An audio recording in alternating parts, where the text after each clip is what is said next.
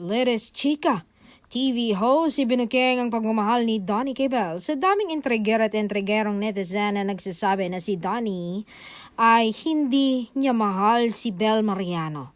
Pero isang kaibigan ni Donnie ang nagtimbog na totoo, tapat at seryoso ang aktor sa Genesis Superstar. Ayon sa TV host na kaibigan ni Donnie, simula nang naging girlfriend ni Donnie si Bel, di niya na talaga pinakawalan. It means mahal na mahal niya talaga ito.